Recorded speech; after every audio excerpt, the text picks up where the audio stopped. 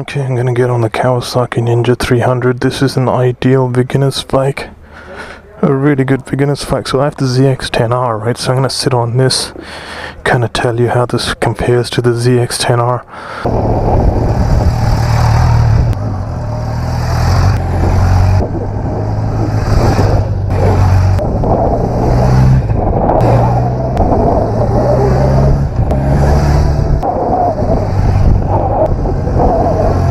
So definitely very comfortable. You're sitting much upright, and I'm 6 feet tall, so lots of room here in the cockpit. I think it's got as much room as my ZX-10R, and the only thing is the handlebars are much kind of up, more higher, right? But it's still not totally 100% upright. You're still kind of leaning forward, so I can see this pretty being comfortable. But I'm telling you, man, this the Ninja 300 is amazing. Yeah, so if I compare this to the ZX-10R, right, obviously there's no power comparison. But in terms of getting into an entry-level bike and learning how to kind of get a sense of what a sports bike would feel like, this would give you a good kind of learning base. Lots of room here. You can definitely have a lot of fun on this bike. Having sit on this thing, and the feel, the way this feels, the way this handles, I think you can have a lot of fun on this bike. For a beginner, this is more than enough power, and I could see an owner being pretty happy with this long term. You don't have to sell this immediately. I think I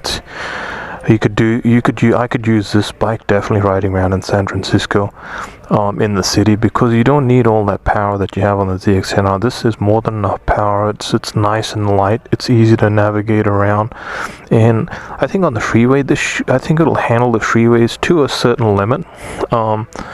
And because it's got body protection, and it's got this fairing, so I think I'd probably prefer this on the freeway over the SV650, which is the one that I just sat on there, right? This will definitely give me more wind protection. I'll get less tired on the freeway than the SV650. So this is a good entry-level bike. Nothing wrong with the 300, man. You get a fully faired body, and a Ninja 300 with full fairings, good wind protection. You can use it on the freeways to a certain limit, like 75 miles out, commute around. If you want to just commute around and get into the biking experience, this is awesome, guys. So yeah, this is a very, very good choice.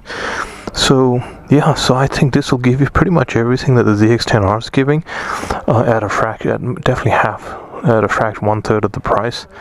And it's a good bike. I could definitely see myself owning one of these little bikes. Even though I have the ZX-10R, this is a good bike for a specific purpose, riding around the city and commuting. It's really good. So yeah, if you want to get one of these bikes, you'd be pretty happy with it. I think it's a great bike.